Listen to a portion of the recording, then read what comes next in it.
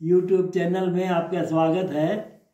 आज हम लोग मंगलकारी चौथ के विषय में चर्चा करने जा रहे हैं। करवा चौथ करक चतुर्थी स्त्रियों का सर्वाधिक प्रिय व्रत है। इस दिन सौभाग्यवती स्त्रियां अटल सुहाग, पति की दीर्घ आयु, स्वास्थ्य एवं मंगल कामना के लिए यह व्रत करती हैं। यह व्रत सौभाग्य और शुभ संतान देने वाला है। इस व्रत में शिव पार्वती, कार्तिकेय, गणेश तथा चंद्रमा का पूजन करने का विधान है। स्त्रियां चंद्रोदय के बाद चंद्रमा के दर्शन कर अर्घ्य देकर भोजन ग्रहण करती हैं।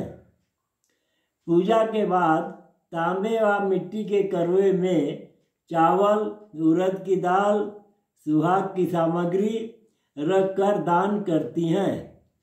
करवा चौथ के बारे में एक कथा है कि प्राचीन समय में करवा नाम की एक पतिव्रता स्त्री थी। उसका पति वृद्ध था। एक दिन वह नदी में स्नान करने गया। नदी में नहाते समय एक मगर ने उसे पकड़ लिया। इस पर व्यक्ति करवा करवा चिल्लाकर अपनी पत्नी को सहायता के लिए पुकारने लगा।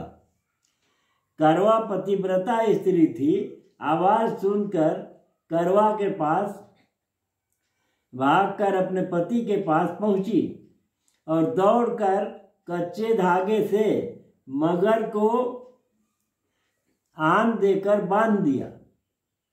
मगर को सूत के कच्चे धागे से बांधने के बाद करवा यमराज के पास पहुंची। वे उस समय चित्रगुप्त के खाते देख रहे थे। करवा ने 7 सीख लेकर उन्हें झाड़ना शुरू किया। यमराज के खाते आकाश में उड़ने लगे। यमराज घबरा गए और बोले, देवी तो क्या चाहती है? करवा ने कहा, हे प्रभु, एक मगर ने नदी में जल में मेरे पति का पैर पकड़ लिया है। उस मगर को आप अपनी शक्ति से मारकर जमलोक ले जाइए और मेरे पति को चिरायु कीजिए। करवा की बात सुनकर यमराज बोले, देवी, अभी मगर की आयु शेष है, अतः आयु रहते हुए मैं और समय मगर को मार नहीं सकता।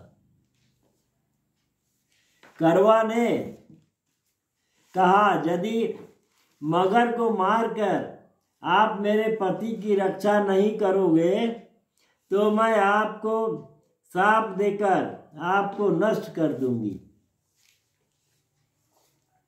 करवा की धमकी से यमराज डर गए।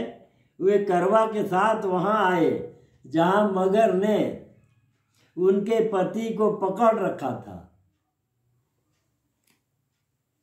यमराज ने मगर को मारकर जमलोक पहुंचा दिया और करवा के पति को की प्राण रक्षा कर उसे दीर्घायु प्रदान की। जाते समय वह करवा को सुख समृद्धि देते गए तथा वह वचन भी दिया, जो इस दिन व्रत करेगी उसके सौभाग्य की रक्षा मैं सौभाग्य की रक्षा करूंगा। करवा ने पतिव्रत के बल से अपने पति के प्राण रक्षा की थी। इस घटना के दिन से करवा चौथ का व्रत करवा के नाम से प्रचलित हो गया। जिस दिन करवा ने अपने पति को प्राण बचाए थे, उस दिन कार्तिक मास की कृष्ण पक्ष की चौथ थी, इसीलिए इसका नाम करवा चौथ पड़ा। जय भारत।